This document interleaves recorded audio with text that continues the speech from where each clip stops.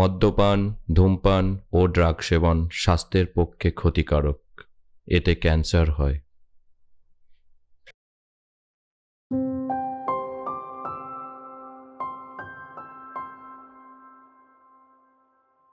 আজকে আপনাদের 4 বন্ধুর গল্প বলবো। নিষাদ, মিতুল, সুচরিতা এবং কৌশিক। বন্ধু মানেই একরাশ দমকা টাটকা বাতাস, প্রাণের আরাম আর মনের আনন্দ। কিছু কিছু বন্ধু হয় যারা নিঃস্বার্থ, যারা সারা জীবন পাশে পাশে চলে ছায়ার মতো। জীবনের একটা পর্যায়ে বন্ধুই লালন আর পালন করে। আজকের গল্পটা এমনই 4 বন্ধুদের নিয়ে। সালটা 2007, 5ই জুলাই, যুদ্ধের ঠিক আগের রাত। সারাটা বছর বই খাতায় ধূপধুনো যারা দেখায় না, তাদের কাছে পরীক্ষার আগের রাত বিশ্বযুদ্ধের চেয়ে কিছু কম নয়। মিতুল পড়তে বসেছে, রীতিমতো ভয়ঙ্কর রকমের প্রস্তুতি নিতে শুরু করে দিয়েছে। এই যুদ্ধ প্রস্তুতির মাঝেই মিতুলের ফোনটা বেজে উঠল।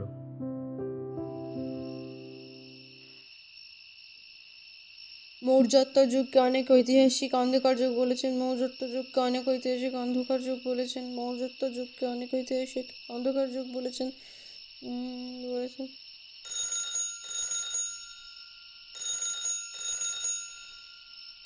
হ্যাঁ বল নিষাদ। বেশি বকিস না বুঝলি, তোর পেটে না বেশি জল পড়ে গেছে। মুতে চুপচাপ শুয়ে পড়, বেশি জ্বালালে না পোঁদে এক লাথি মারবো। চল বে সালা, ফোন কাট। তুই বল না, পরীক্ষার আগের রাতে এরকম করে জ্বালালে কে না খেপচুরিয়াস হয় শুনি? হ্যাঁ যাই হোক, বাদ দো সব কথা। তোর সব রেডি তো? অল ডান, সেট তুই?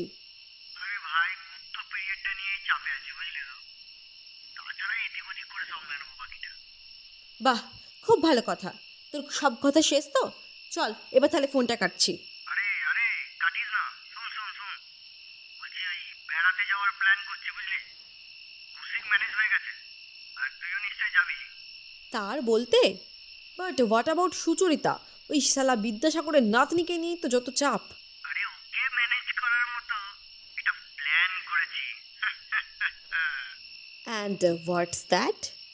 সবুর করো বন্ধু, সবুর করো, সবুরেই তো মেওয়াটা ফলবে।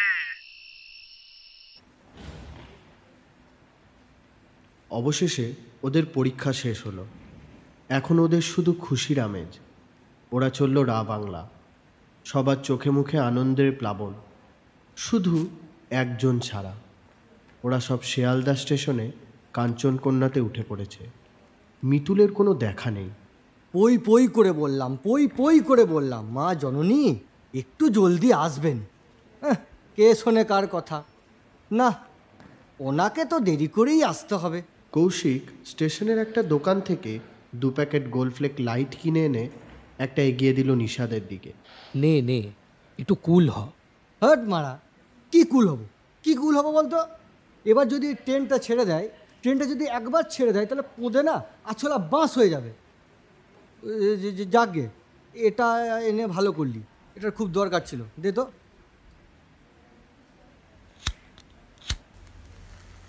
তোকে তো বললাম তুই ওকে নিয়ে আয়, এখন মানে গাল দিয়ে লাভ আছে?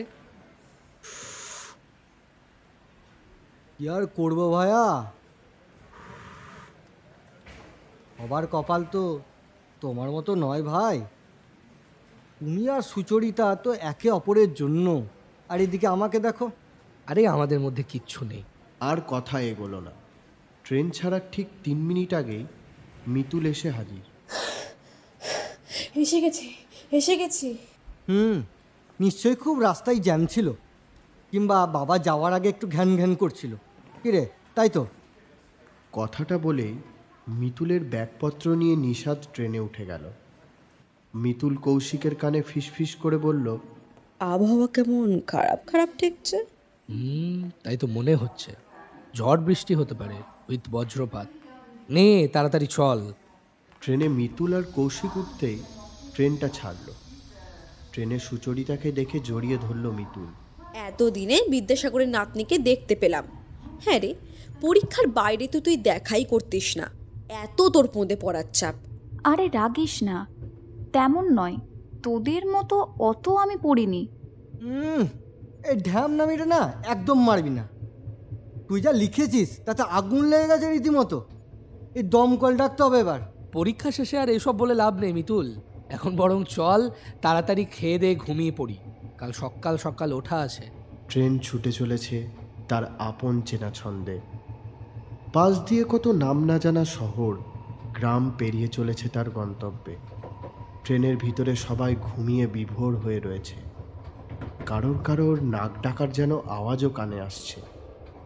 পাশাপাশি দুটো লোয়ার বার্থে শুয়ে আছে মিতুল আর সুচরিতা, এবং মাঝের বার্থে রয়েছে নিশাদ ও কৌশিক। কৌশিকের চোখে ঘুম নেই, তাই চুপটি করে শুয়ে রয়েছে। হঠাৎ কৌশিক খেয়াল করল সুচরিতা উঠে দরজার কাছে যাচ্ছে। কৌশিকও উঠে এসে কাছে এলো সুচরিতা। দরজায় ঠেস দিয়ে দাঁড়িয়ে আছে সুচরিতা। কৌশিক ঠিক তার মুখোমুখি এসে উপস্থিত হলো। কি হলো, ঘুম আসছে না? প্যান্টের পকেট থেকে একটা গোলফ্লেক বার করতে করতে বলল, এই একই প্রশ্ন তো তোমাকেও করতে পারি। তা পারো, কিন্তু আমি ঘুমাচ্ছি না অন্য কারণে। কি সেটা? ভাবছি কলেজ তো শেষ হয়ে গেল, আবার আমরা সব ভাঙনের পথে দাঁড়িয়ে। এরপর আমাদের আবার কবে কোথায় দেখা হবে, আবার নাও হতে পারে, কে জানে। কথাটা আচমকা যেন কৌশিকের মেজাজটা বিগড়ে দিল। সত্যি এ এক কঠিন মুহূর্ত। কৌশিক এক টান মেরে সিগারেটটা ছুঁড়ে ফেলে দিল। রবীন্দ্রনাথের ওই গানটা খুব মনে পড়ছে জানিস। কথাটা বলেই সুচরিতা গান ধরল। তুমি কোন ভাঙনের পথে এলে সুপ্ত রাতে,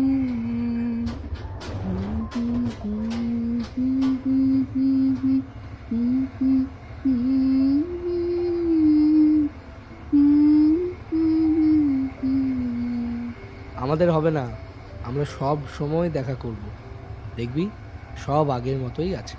ওটা হলে তো খুবই ভালো, কিন্তু সময় যে বড় বালায়। কথাটা শেষ হতেই নিশাদের কাঁধে হাত পড়ল কৌশিকের। আরে ডোন্ট টেক এনি চাপ মাই ওয়াটসন।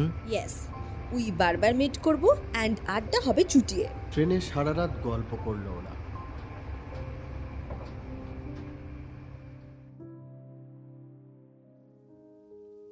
টিভিটা হঠাৎ বন্ধ করে দিল মিতু। হ্যাঁ, কি হলো এটা? এই হঠাৎ করে টিভিটা বন্ধ করে দিলি কেন? ধুর, ক্যামেরাতে আমাকে একদম ভালো লাগছে না। ছি, হ্যান্ডিক্যাম ক্যামেরাতে কেমন একটা লাগছে আমায়। এক মিনিট কি হলো? খারাপ লাগছে গল্পটা? না মানে গল্পটা একটা কেমন লাগছে বুঝলি তো। পুরোটা শোনো, শেষে চমক আছে। চলো তাহলে শুরু করি। Let's start. আসলে নিশাদ আর মিতুল কৌশিক আর সুচরিতার বাড়িতে এসে ছবিগুলো দেখছে টিভিতে, আর ওই সেই ফেলে আসা দিনের স্মৃতিচারণা করছে, বুঝেছো? শুনতে শুনতে বুঝে যাব। চল তুই শুরু কর তো। হ্যাঁ, তো যেটা বলছিলাম। কৌশিক বিরক্ত হয়ে বলল, তখন যেমন ছিলিস তেমনই তো লাগবে। আর তখন আমাদের আহামরি এমন কিছু দেখতে ছিল না। আর বিরক্ত করিস না নিশাত, চল শুরু কর। ধীরে ধীরে সকালের মিঠে রোদের আলো ট্রেনের ভিতরে ঢুকল।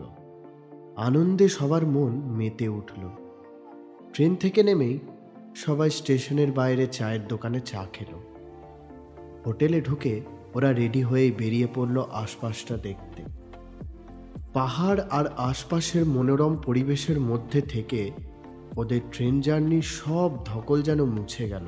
না এলে খুব মিস করতাম। তাহলে আমাকে তো তোদের থ্যাঙ্কস জানানো উচিত বল। আফটার অল আইডিয়াটা তো আমারই ছিল। অয়, শুরু হয়ে গেল। রাতে খাওয়া দাওয়া শেষ করে ওরা যে যার ঘরে চলে গেল। কৌশিক নিশাদ এক ঘরে, আর অন্য ঘরে সুচরিতা ও মিতুল। নিশাদ সিগারেট খেতে খেতে চেয়ার টেবিলে বসে ডায়েরি লিখছে। এটা ওর ছোটবেলা থেকেই অভ্যাস। কৌশিক জানলার ধারে দাঁড়িয়ে সিগারেট খাচ্ছে। বাইরে ঝিঝি পোকা ডাকছে, আর মাঝে মাঝে কোনো এক রাতজাগা পাখি ডেকে উঠছে। নিষাদ নিস্তব্ধতা ভাঙল। বলছি, একটা প্রশ্নের উত্তর দিতে পারবি? কি?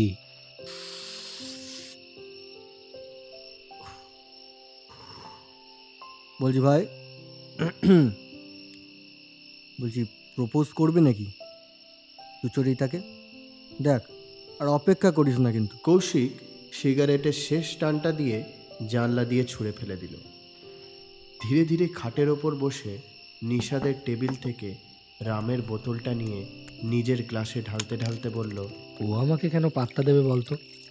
ও লেখাপড়া, সোশিও ইকোনমিক, দেখতে শুনতে আমার থেকে অনেক বেটার। তাছাড়া তোরা যা ভাবছিস তা হবে না। নিষাদ এক চুমুক দিয়ে বলল, আজ পর্যন্ত ইতিহাস সাক্ষী আছে, বন্ধুরা প্রেমের ক্ষেত্রে কিন্তু সবার আগে। আর তুই একটা কথা বল, এই এক মিনিট, কি হচ্ছে এটা? নে নে একটু ঢাল। পুরো বোতলটা কি আমি শেষ করবো নাকি? হ্যাঁ রে হারামজাদা। হ্যাঁ, তো যা বলছিলাম, তোকে সিগারেট, হুইস্কি, রাম, স্কচ এ খাওয়া শিখিয়েছিল? আগে একটা সিগারেট দে। আমার খাওয়ার ইচ্ছা ছিল তাই।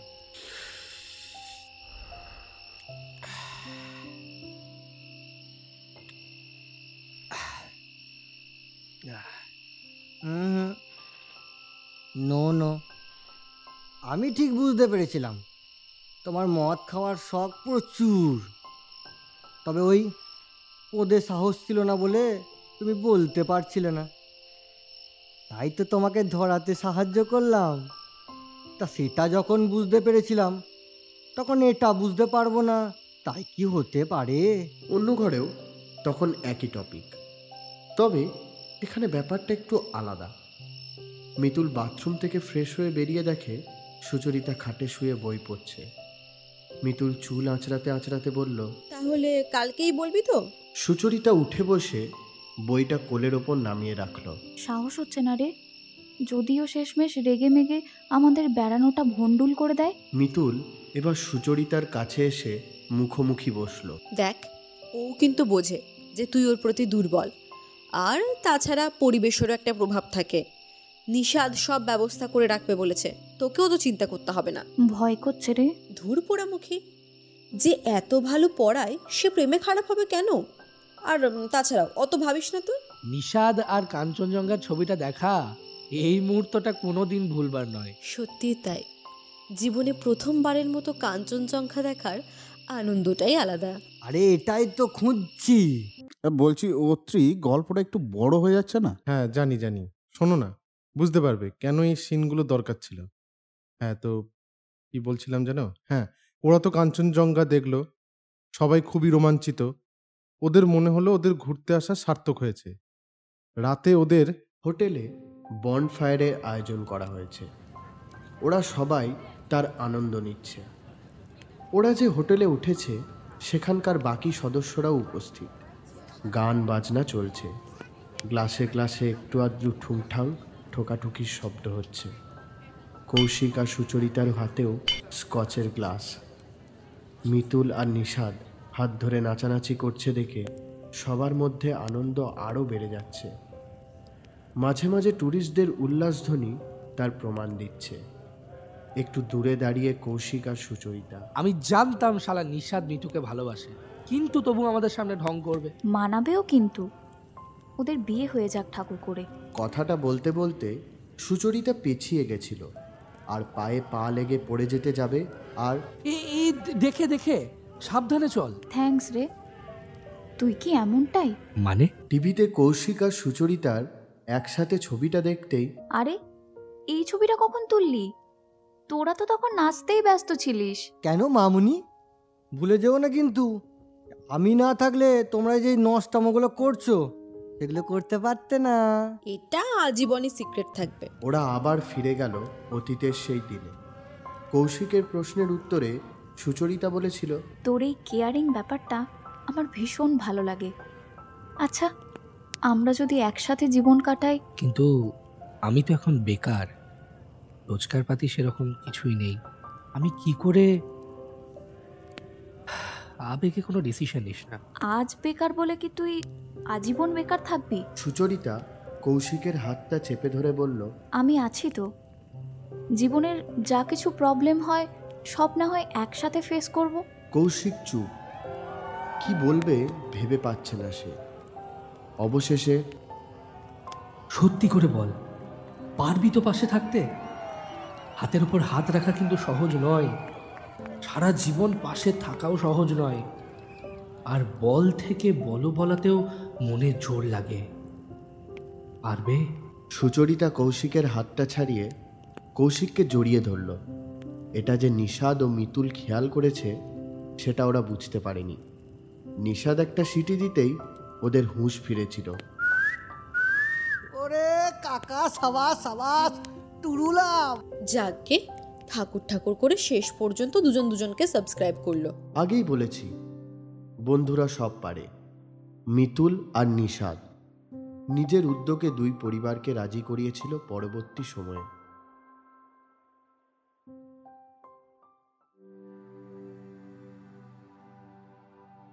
এখন সময় 2014। মাঝখানে গঙ্গা দিয়ে অনেক জল বয়ে গেছে। সুচরিতা একজন ইংরেজি বিদ্যালয়ের শিক্ষিকা। মিতুল ও নিষাদের বিয়ে হয়েছে। ওরা এখন বিন্দাস সংসার করছে। মিতুল বৌদ্ধ ধর্মের ওপর গবেষণা করছে, আর নিষাদ একটা কোম্পানিতে HR বিভাগে চাকরি করে। কৌশিক একমাত্র বেকার। কৌশিক এখন আর আগের মতো নেই। বিভিন্ন জায়গা থেকে ব্যর্থ হতে হতে ভেঙে পড়েছে সে। যেমন আজকেও ফিরছে সে বিধ্বস্ত হয়ে। এই নাও, জলটা খাও। আর ভালো লাগছে না। আর কতদিন এমন হবে বলো তো? চিন্তা করছো কেন? আমি আছি তো। আমি একটা ডিসিশন নিয়েছি। কি ডিসিশন? আমার জন্য আর তুমি নিজের লাইফটাকে অবহেলা করো না। আমাকে ডিভোর্স দিয়ে দাও। সুচরিতার মাথায় আকাশ ভেঙে পড়েছিল। সেই দিন ওদের মধ্যে ঝগড়াও হয়েছিল বিস্তর।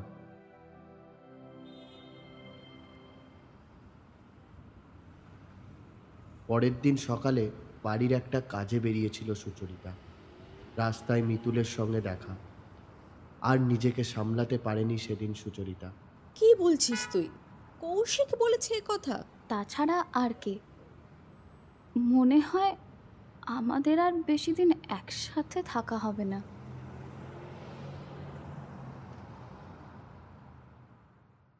টিভিতে বিয়ের ছবিটা এতক্ষণ সবাই দেখছিল, আর তারপরের খারাপ সময়টার কথা ভাবছিল। মিতুল নীরবতা ভাঙল। ভাবতেই অবাক লাগে, মাঝে আমাদের মধ্যে কোনো যোগাযোগই ছিল না, অথচ মনে কর আমরা একসাথে কত সময় কাটিয়েছি। এটাই তো জীবন। মিতুল যখন বাড়িতে এসে তোদের কথা বলছিল না, বিশ্বাস কর ভাই, বিশ্বাস কর, আমি পুরো ভাবছিলাম তোদের মধ্যে এমন কি করে হলো। তবে থ্যাঙ্কস টু মাই আঙ্কেল, মাঝে মধ্যে এমন মানুষও দরকার। ওটা হয়তো ভগবানের কোনো আশীর্বাদ ছিল। একদমই তাই। অমন নিন্দুকুটে মানুষ না থাকলে লাইফে ঠিক কিক পাওয়া যায় না। উনি এসে যেভাবে আমাদের হেয় করছিলেন, ওতেই আমার জেদ বেড়ে যায়, এবং এর বেশ কয়েকদিন পরে আমার চাকরিটা হয়। কে যেন হাঁচলো বলে মনে হলো না? কই না তো। না বললেই হলো, আমিও হাঁচির শব্দ পেলাম। আচমকা লাইটটা অফ হয়ে গেল। যা, লোডশেডিং হয়ে গেল। কিন্তু নিষাদ কই? নিষাদ, নিষাদ! দেখ, হয়তো মুততে গেছে। দাঁড়া, উঠে দেখে আসি। হঠাৎ আলোটা জ্বলে উঠল এবং happy anniversary both of you। Kaushika Sucharita তো অবাক। তোদের মনে ছিল? তোদের বিয়ের ঘটকালি কারা করেছিল? এই ভুলে যাস না, আমরাই কিন্তু তোর বিয়ের প্রজাপতি ঋষি। তবে হাঁচলোটা কে? ওটা আসলে আমি।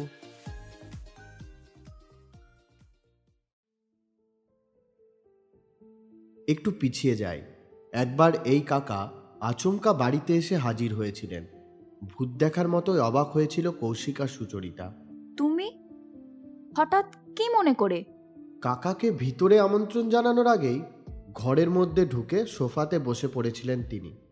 চারিদিকে একবার চোখ বুলিয়ে বলেছিলেন, এই এখানে এসেছিলাম একটু কাজে, ভাবলাম একটু দেখে যাই আমার সুচুমা কেমন করে ঘর সংসার করছে। আসলে দাদা বৌদি এত চিন্তা করে তোর নামে। তুমি বসো, আমি যাই চা করে নিয়ে আসি। কৌশিক ভদ্রতা দেখিয়ে প্রণাম করে পাশের সোফায় বসল। তা বাবাজি, তোমার কোনো কাজকর্ম হলো? কৌশিক চুপ করে রইল। কিছুক্ষণ কৌশিকের দিকে চোখ বুলিয়ে বলেছিলেন, তা বাবা, তোমারও কোনো দোষ নেই। এই চারিদিকে চাকরির বাজার যা খারাপ, তুমিই বা কি করবে বলো? পরে কাকা চলে যেতেই কৌশিক সুচরিতাকে বলেছিল, ভয় হচ্ছে। কেন? কেন হচ্ছে বুঝতে পারছো না? অত ভালো মাথা আমার নেই, যা বলার পরিষ্কার করে বলো। তোমার কাকা যা মানুষ, তাতে তো উনি আমার এই বেকার থাকার কথাটা অনেক বাড়িয়ে ছড়িয়ে বলে বেড়াবেন। ভয় পেও না, আমরা এক থাকলে কখনোই কিচ্ছু হবে না। রামায়ণে পড়নি, যতদিন রাম সীতা কাছাকাছি ছিলেন, একে অপরের পাশে ছিলেন, কোনো রাবণই ধারে কাছে ঘেঁষতে পারেনি। আর যেই একটু দূরে চলে গেলেন, অমনি সব লণ্ডভণ্ড হয়ে গিয়েছিল। আমরা হারবো না। কৌশিক কাকার কাছে এগিয়ে গেল। তা আপনিও চলে এলেন? তা বাবাজি, আমি সেই দিন গিয়েছিলাম বলেই কি না তোমার চাকরি পাওয়ার জোশটা পেয়েছিলে? এটা তো অস্বীকার করতে পারবে নি। ওরা আবার চলেছে পাহাড় দেখতে, কাঞ্চনজঙ্ঘা দেখতে, যেখানে ওদের গল্প শুরু হয়েছিল। এই আনন্দটা বিকালবেলা ফুরিয়ে আসা রোদ্দুরের মতোই মিষ্টি।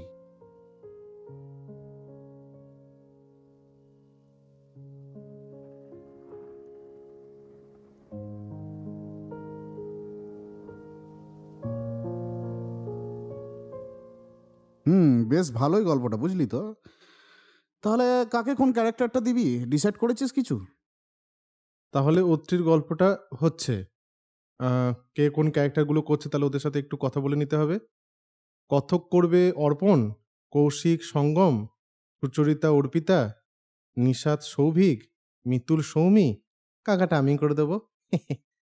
আর চলো, সবই তো রেকর্ডিং হয়ে গেল, একটু লাভে লোভে বিরিয়ানিতে একটু বিরিয়ানি খেয়ে আসি। শুনলাম নাকি ওই মামাইদা, বাবাই আর ওই কি নাম জানো, রাজা, তিদলি, এরা সব আসবে। চলো খেয়ে আসি।